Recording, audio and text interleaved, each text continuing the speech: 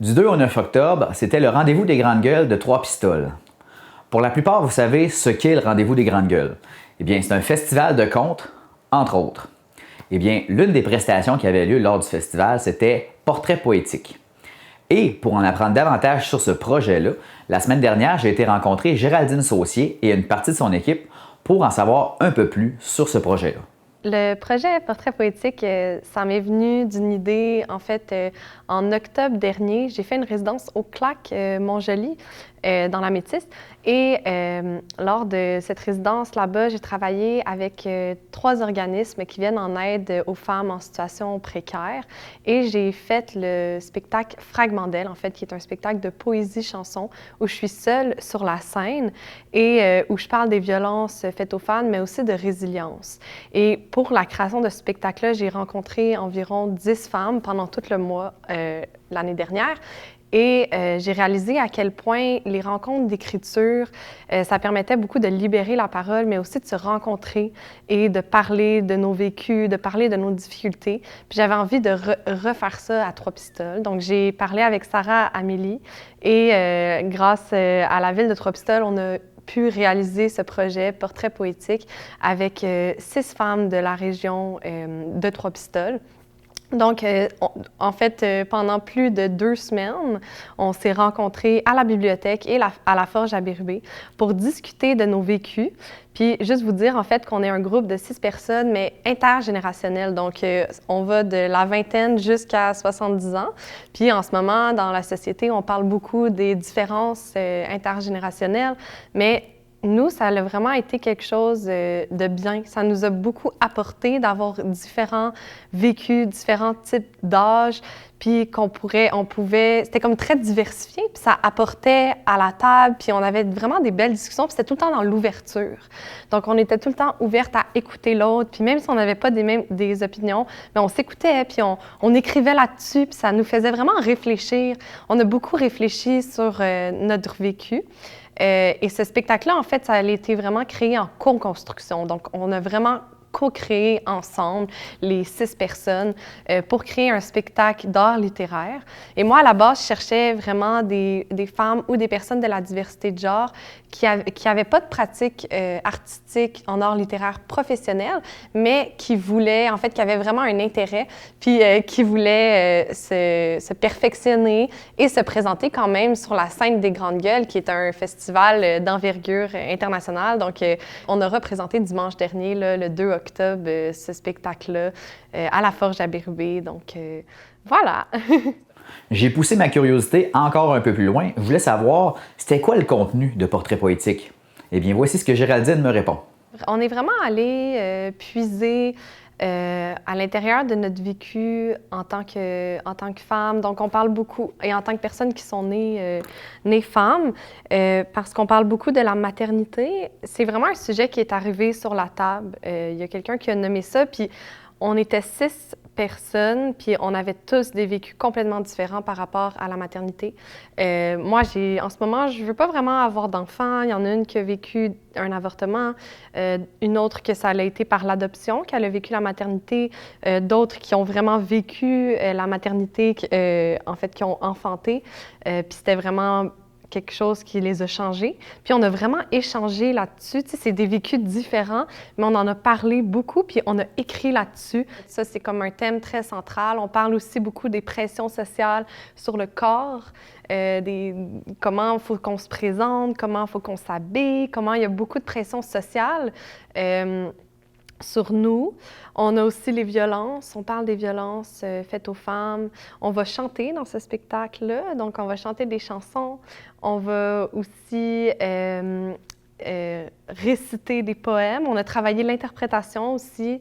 Donc, on a travaillé l'écriture, on a travaillé l'interprétation, mais toujours ensemble. Donc, c'était vraiment dans une pensée non hiérarchique de l'art littéraire, là. Moi, je voulais vraiment leur donner les clés pour qu'elles puissent trouver à l'intérieur d'elles-mêmes qu'est-ce qu'elles voulaient raconter puis comment elles voulaient le raconter.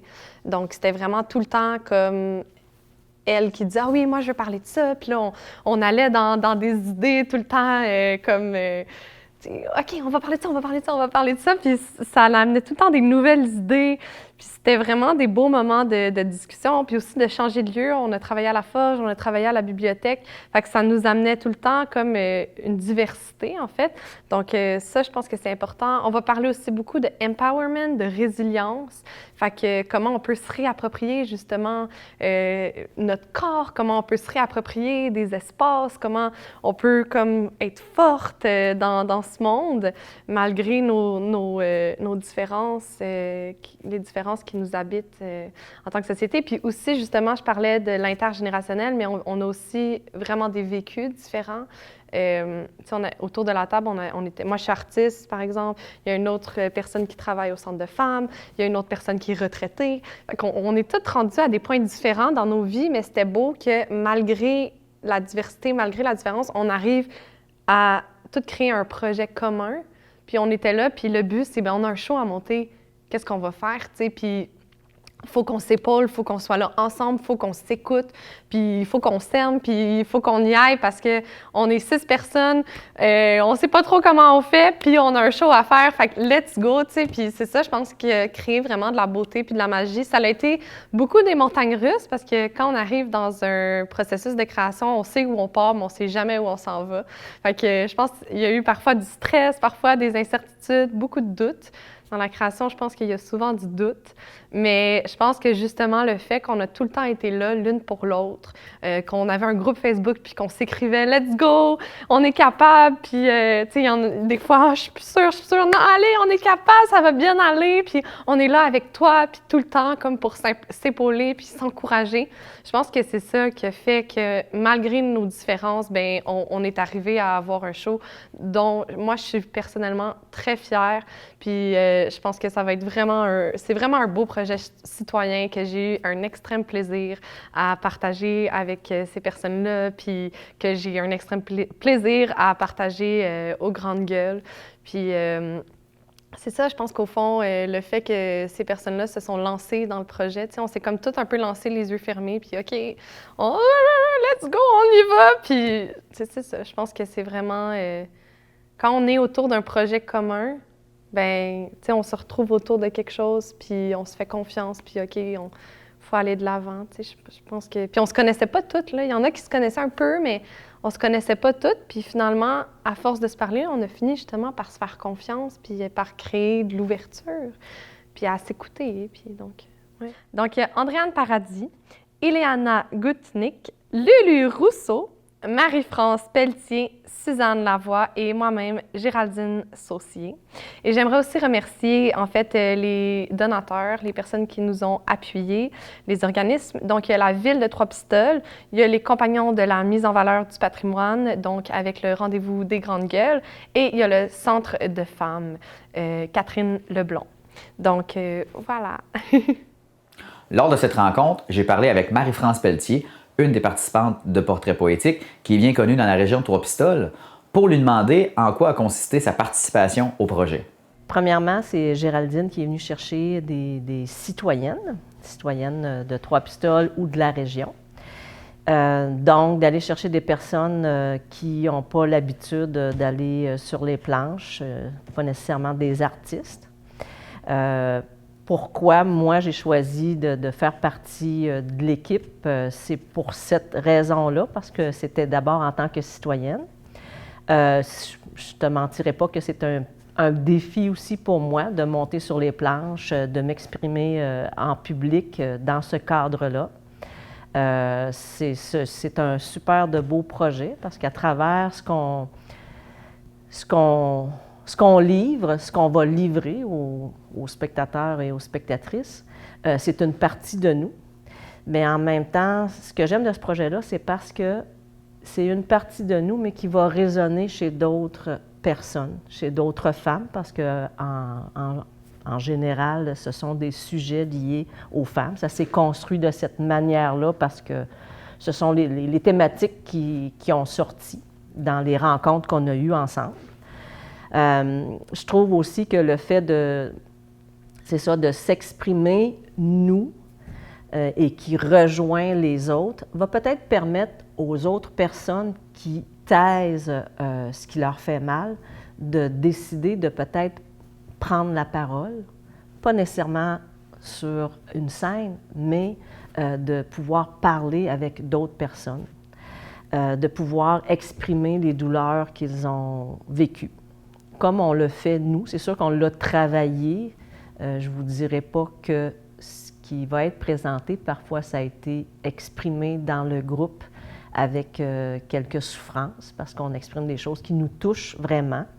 Alors, on travaille le texte, mais on veut aussi que ce spectacle-là, ce portrait poétique-là, soit porteur d'espoir. C'est que chaque personne, chaque femme en particulier, ont vécu des choses difficiles. On a vécu des choses difficiles, mais il faut passer à travers ça, soit en le nommant, soit en le partageant dans un groupe, en allant rencontrer des intervenants aussi. Ça fait partie du message qu'on veut livrer aussi. Ça fait que c'est par l'expression qui va faire que la plaie va être moins douloureuse. Cette souffrance-là va être moins douloureuse. Elle ne disparaîtra pas. Il y a une cicatrice.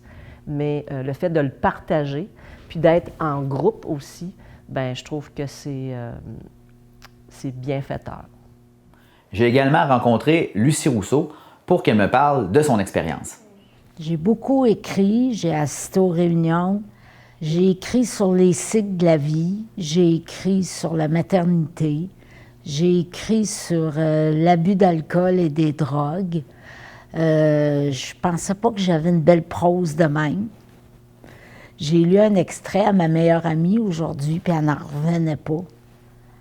Oh, elle dit, je pourrais pas être là. Ben, j'ai dit, tu penseras à moi, tu penseras à toutes nous autres, la gang de filles. Ça a bien été parce qu'on se rejoint toutes à un moment donné dans ça. Au niveau de la féminité, surtout, des émotions reliées au fait d'être une femme en 2022, puis avec tout ce que ça peut comporter, puis ouais. Au début, j'étais un petit peu sceptique, mais finalement, en lisant les textes des autres, j'ai trouvé qu'on avait une belle créativité. Une fois la présentation faite au rendez-vous des Grandes Gueules, à quoi est-ce qu'on peut s'attendre pour la suite des choses avec Portrait poétique? En novembre, qu'est-ce qu'on aimerait faire? C'est faire une tournée dans les Basques, mais principalement dans des centres communautaires, en partenariat avec le Centre de femmes, mais dans des centres communautaires pour aller toucher justement des personnes qui ne sont pas nécessairement appelées à la base par ces sujets-là, mais qui ont peut-être un étincelle ou quelque chose qui va venir les toucher, puis on va discuter avec eux, on va aller les rencontrer, on va aller lire nos textes, puis on va aller discuter pour justement ouvrir les horizons, aller vers une ouverture, vers l'autre, puis qu'on se parle de ces choses-là, parce que souvent, c'est les sujets qu'on aborde, l'avortement, les violences faites aux femmes, souvent c'est tabou, mais je pense que c'est en allant parler avec les gens, mais en tendant une main, puis en expliquant qu'on va se faire des alliés puis qu'on va être capable de créer un monde meilleur. En fait, ça, c'est mon opinion, mais je pense que c'est pour ça aussi l'idée d'aller dans des centres communautaires, donc d'aller vers d'autres personnes qui ne sont pas nécessairement appelées par ça, puis de créer une certaine compréhension autour de ça. Puis, tu sais, moi, je travaille beaucoup la médiation culturelle, l'art, en fait, pour libérer la parole. Je fais beaucoup de médiation culturelle. J'ai travaillé avec des personnes en situation d'itinérance, avec des aînés, parce que je pense que l'art peut vraiment permettre une forme de résilience, peut vraiment permettre de s'ouvrir, de libérer notre parole, puis d'une façon que le public est à l'écoute, peut-être. Puis de dire aussi des choses qu'on ne dit pas dans la vraie vie, qu'on n'a pas d'espace dans le monde pour dire ces choses-là, tu sais. Le vécu qu'on a parlé dimanche pendant les Grandes Gueules, bien, on n'a pas nécessairement d'espace tant que ça dans notre société pour parler de ça, mais là, de permettre d'avoir un espace dédié à ça, qui est aussi dans la beauté et dans la créativité, bien, je pense que ça, c'est vraiment quelque chose qui est important pour moi, puis c'est pour ça aussi que je voulais faire ce projet-là. À la fin de notre entrevue, j'ai pu entendre un extrait de Portrait poétique. Voici ce que ça donne. Si t'es une single lady, c'est What? Si t'es une vieille fille, c'est What? Si toi aussi tu veux pas de ring, c'est What? Si tu veux flipper tes cheveux, bouger ton booty, c'est What? R-E-S-P-E-C-T, Ma chum, t'es la plus belle quand tu marches solo, le muffler à 1000 à l'heure. L'indépendance, tu sais le porter. Toi, la game, tu sais la jouer. T'as pas besoin d'une date Tinder, café, terrasse, ta robe jazzée. Monte ses tables, le bar, c'est tatoué. La solitude en épaulettes, en épaisseur de paillettes, tu shines rose gold. C'est toi, l'American Dream. Anyway, toi, t'as jamais voulu de 9 à 5 clôturé en plate-bande au-dessus de tes rêves. Tu veux partir, te faire l'amour sur une plage, crier « Vagin !» dans un resto, boire des pina coladas entre amis « You don't need no man !» pour te faire une maison. Vas-y, mange ta jarretière, danse dans les champs, fais un feu de joie de ta robe blanche. Ta valeur ne se mesure pas par le nombre de trophées que t'as dans ton lit. Chicks-toi pour toi. En mode eat, pray, love, veston, cravate, bling, bling, bling. Y a rien de trop beau pour être vrai. Ride tes nouveaux projets, le célibat te va à merveille. Dans ton lit solo, c'est peut-être le glow de ton dildo. Lui au moins, il sait te faire venir. What?